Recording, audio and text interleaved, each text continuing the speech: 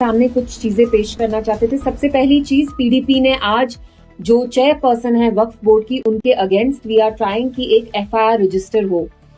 पहले निगीन police station गए, उसके बाद हम हजरतबल पुलिस स्टेशन गए, अभी तक हमें पॉजिटिव रिस्पांस नहीं मिला है।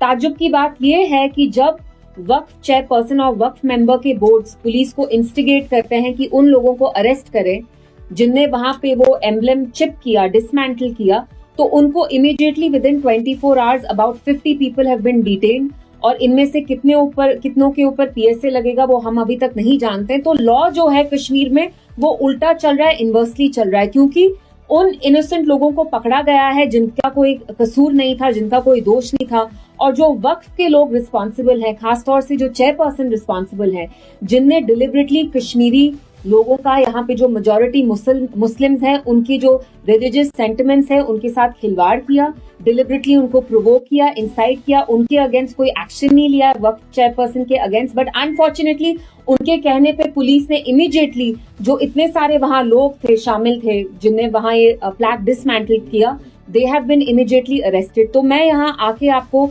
बुला के यही बात करना चाहती थी कि लॉ कश्मीर में due process is not being followed, the law has been turn upside down on its head and it's being followed inversely.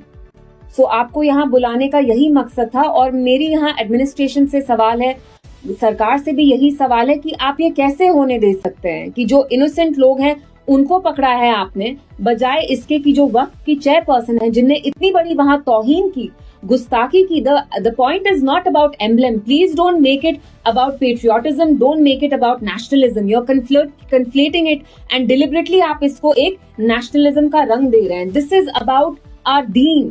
इस्लाम में कुछ चीजें बहुत स्ट्रिक्टली प्रोहिबिट की जाती हैं। सबसे नंबर 1 पे आता है आइडल वर्शिप, यानी बुत परस्ती, यानी आप किसी भी चीज को डिपिक्ट नहीं कर सकते हैं श्राइन्स में, मॉस्क में, दरगाह में। For us this is a strict prohibition and इसके साथ आप टैम्पर नहीं कर सकते हैं। द पॉइंट इज नॉट कि हम एम्ब्लेम को रिस्पेक्ट करते हैं कि नहीं, हमेशा कश्मीरियों को आप सूली पे चढ़ाना चाहते हैं, हर एक इश्यू आप नेशनलिज्म वर्सेस कश्मीरीज कर देते हैं। This is not about the emblem, it's about where you had placed the emblem. The Waqf board should have known better. She herself, the chairperson, is a Muslim. All the members in the Waqf board, it comprises entirely of Muslims. What is shocking is the fact that they did this despite the fact that they know our religion. क्या उनको इस्लाम का इल्म नहीं है, हमारे दीन के बारे में पता नहीं है? इसलिए यहाँ पे आपको बुला के हम इसी के बारे में बात करना चाहते थे। और देखिए, मैं इनसे कहना चाहती हूँ, जो हमारे मॉस्क हैं, दरगाह है, वो आपका कोई वैनिटी प्लेग्राउंड नहीं है कि आप उसमें अपने आप को चाहें कि लोग आपको वर्शिप करें। जो वक्फ की चेयरपर्सन है, हमने खुद देखा पिछले हफ्ते उनने अपनी ताजपोशी करवाई हजरतबल में। यहाँ इतने सारे चीफ मिनिस्टर्स आए हैं, गए हैं, प्राइम मिनिस्टर्स रहे हैं।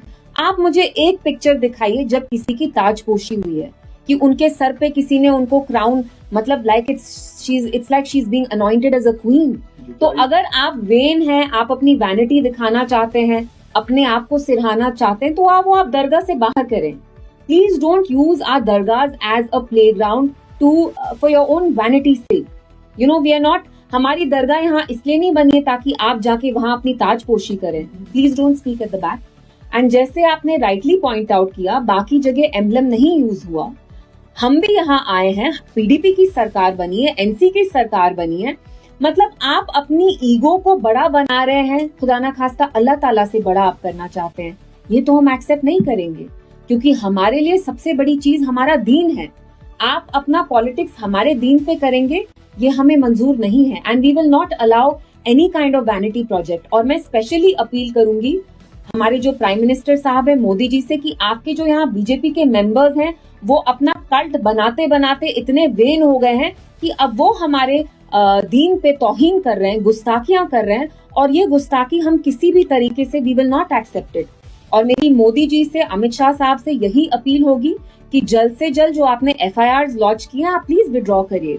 कश्मीर में आप बार बार ऐसी चीजें कर रहे हैं जिसकी वजह से यहाँ के लोगों के साथ जो एलियनेशन है आपका, जो प्राइम मिनिस्टर साहब कहते हैं दिल की दूरी और दिल्ली की दूरी, वो बढ़ रही है। अगर आप ये दूरियां कम करना चाहते हैं तो इमीडिएटली ये जो 50 लोगों के अगेंस्ट आपने एफआईआर रजिस्टर किया, डिटेन किया, प्लीज विथड्रॉ दैट इमीडिएटली।